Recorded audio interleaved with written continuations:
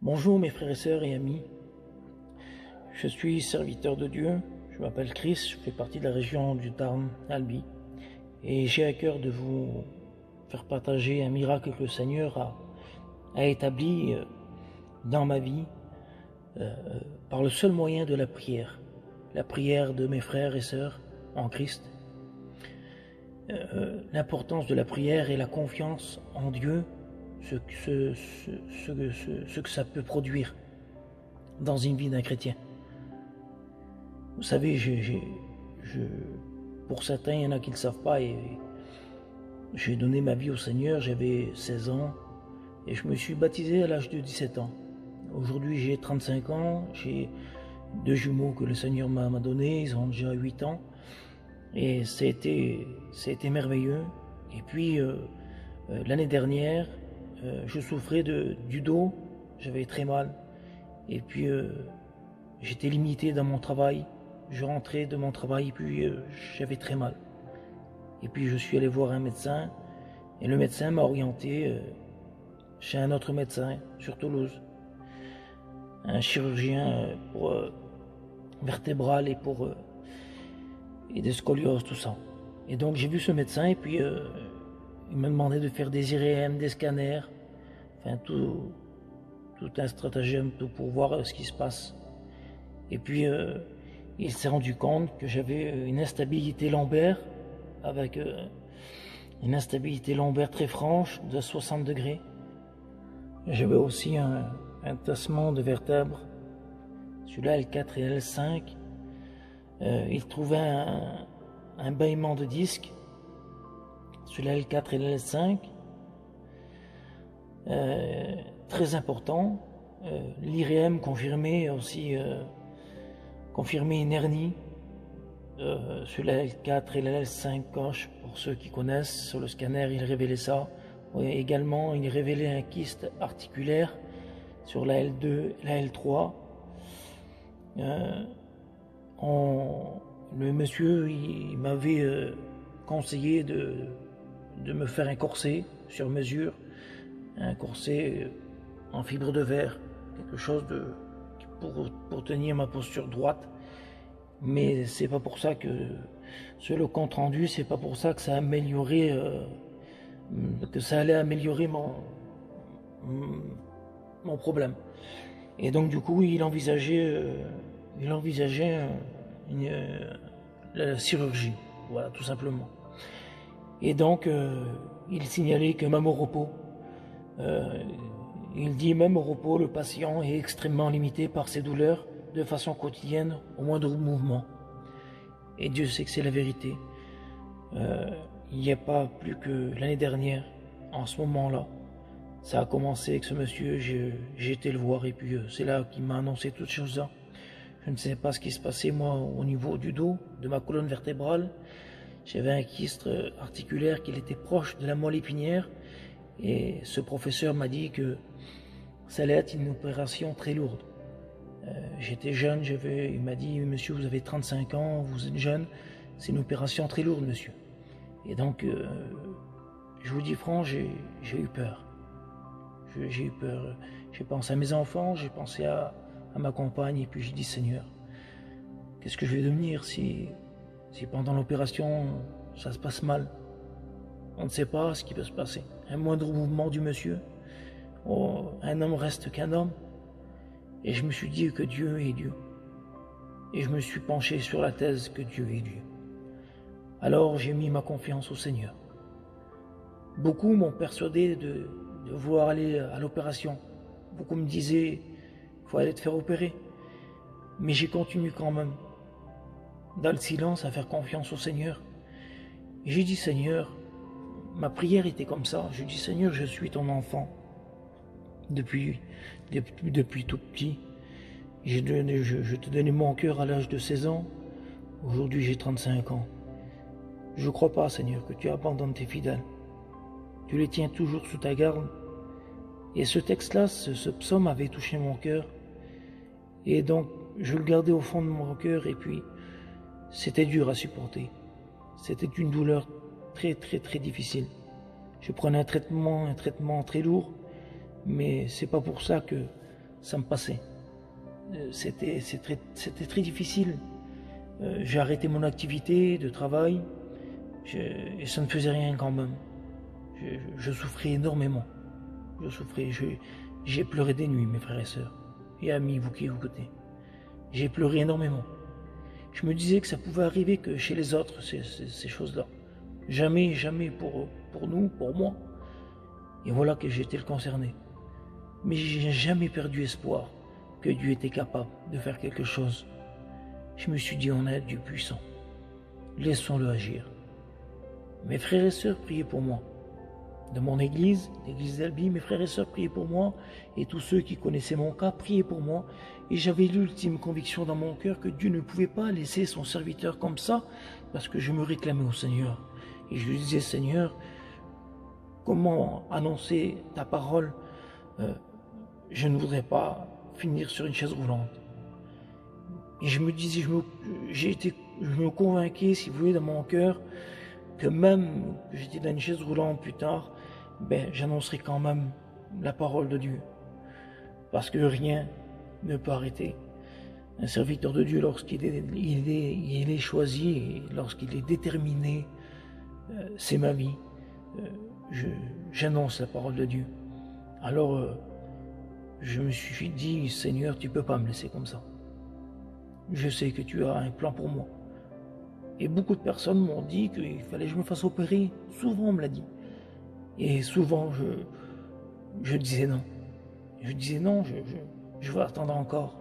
Et dans mon cœur, c'était, je te fais confiance, Seigneur.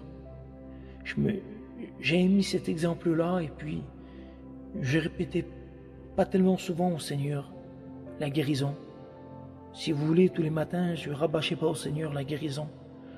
Je ne disais pas tout le temps, Seigneur, guéris-moi, guéris-moi. Je ne disais pas ça tout le temps. Je vivais normalement.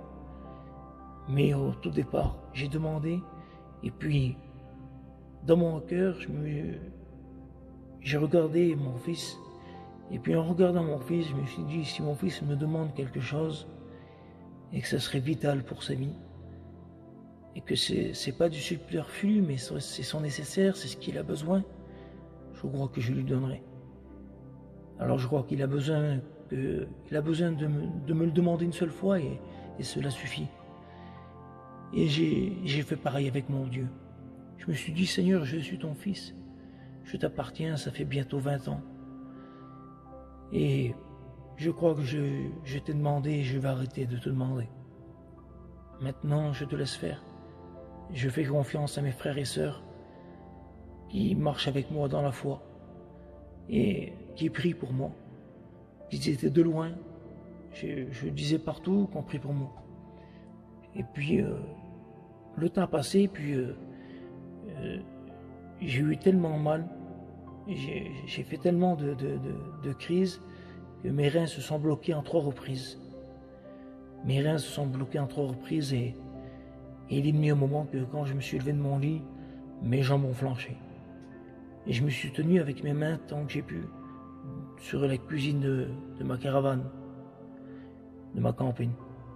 Je me suis tenu tant que j'ai pu. Et puis je suis arrivé jusqu'au lit de mes enfants qu'on fait devant, vous savez, devant les campings, devant les caravanes. Et puis je me suis assis, mes mains tremblaient. Et puis de cela, j'ai refait encore un faux mouvement. Ça a claqué encore une autre fois. Et puis quelques jours après, je me suis retrouvé dans l'hôpital et à faire tous ces bilans. Je refaisais tous ces bilans. Et voilà que je me retrouve à faire tous ces bilans. Et puis j'ai passé l'IRM, j'ai passé ces radios, ces scanners. Et puis la dame me faisait faire des mouvements avec les mains.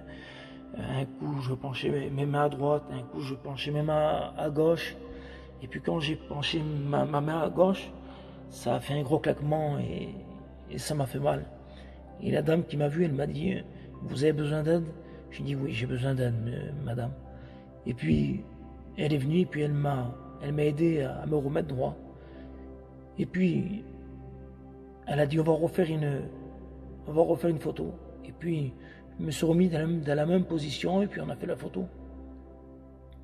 Et puis on a pris tout ça, on a attendu, et puis je suis allé voir le chirurgien qui devait m'opérer. Il devait m'opérer le 21 juillet sur Toulouse, et puis un grand professeur, et puis voilà, le monsieur, il me parle, il regarde, ce qui avait été fait, et puis il compare à ceux de l'année dernière, et puis il regarde encore, il me regarde, et il regarde ma compagne, il nous regarde, avec un regard assez étonnant. Et puis il me dit, monsieur, vous n'avez plus d'instabilité lombaire. Celle-ci qui était favorisée à 60 degrés, elle n'existe plus. Il me dit, vous avez un bâillement aussi des disques, il n'existe plus non plus. J'avais une extension des disques, il n'existe plus non plus. C'était marqué que c'était très important. L'IRM confirmait une hernie. Il dit, monsieur, il n'y a plus d'hernie, elle n'existe plus, il n'y a plus d'hernie. Et puis, il me dit, nous voyons sur le scanner qu'il n'y a plus également un kyste articulaire, il n'existe plus, sur la L2, la L3, qui favorisait ce problème de sciatique. Et puis, j'ai dit, monsieur, je sentais que c'était le Seigneur, je savais que c'était Dieu. Et j'ai dit, monsieur, lorsque vous m'avez annoncé ça l'année dernière, j'ai arrêté mon activité et je n'ai plus rien fait, je n'ai plus rien vu de lourd. Je restais souvent allongé, je restais souvent, dès qu'il y avait une chaise, je restais assis, je ne pouvais pas faire 20 mètres. Je ne pouvais pas faire 20 mètres. Quand je faisais un peu de chemin, le soir je payais. Vous comprenez, le soir je pleurais énormément. Même avec des antidouleurs, j'avais très très mal. Je pleurais. Ma compagne, je me retournais, puis la nuit, je pleurais beaucoup, parce que ça me faisait mal. Mes enfants avaient pitié de moi. Ils pleuraient, et puis ils priaient pour moi. Ils avaient peur que je finisse en chaise roulante, mais Dieu a décidé autrement. Et ma compagne, elle a dit à ce monsieur, monsieur, il y a que Dieu dans tout ça, qui a fait ce miracle. Et puis il nous a regardé, il a dit, il faut y croire, oui. Et puis, c'est simplement pour vous dire que le Seigneur est tout-puissant. Il est vivant et il faut y faire confiance. Dieu ne change pas. Il est le même hier, aujourd'hui et éternellement. Dieu peut guérir instantanément. Dieu peut aussi éprouver votre foi. Voir si vous allez abandonner la foi ou si vous allez être ferme dans votre foi. Et pour mon cas, je restais ferme dans ma foi. Je ne voyais nul autre. Je dis comme cet homme qui dit dans la parole de Dieu, où irions-nous, tu es les paroles de la vie. Aujourd'hui, je suis un homme, ça fait bientôt 20 ans que je suis le Seigneur. Et je ne peux pas aller ailleurs que vers Jésus-Christ. Ma vie, elle est basée en lui. Tout ce que je fais, c'est pour lui. Je me bats pour lui. Je veux travailler pour lui. Et je le remercierai jamais assez de la guérison spectaculaire qu'il a produit en moi. Aujourd'hui, je lève mes enfants. Je marche comme un homme normal. Je m'en vais faire 1 kilomètre, 2-3 kilomètres, je reviens. J'ai aucune douleur, rien. Je n'ai plus rien. J'ai plus rien. Je suis surpris moi-même, sachant que je sais que Dieu m'a guéri, mais tellement que j'ai souffert pendant 1 an de temps, j'ai souffert énormément.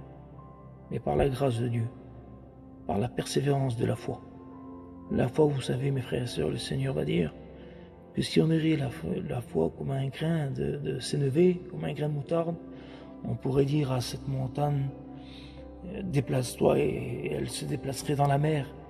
Mais c'est ce que j'ai fait avec mon Dieu. J'ai confié tout ça à mes frères et sœurs. Je bénis le Seigneur. J'aimerais finir avec ce verset dans Romains chapitre 8 et verset 28. Tout concourt au bien de ceux qui aiment Dieu. Que Dieu vous bénisse, mes frères et sœurs, tous ceux qui ont prié pour moi. Que Dieu vous bénisse. Amen.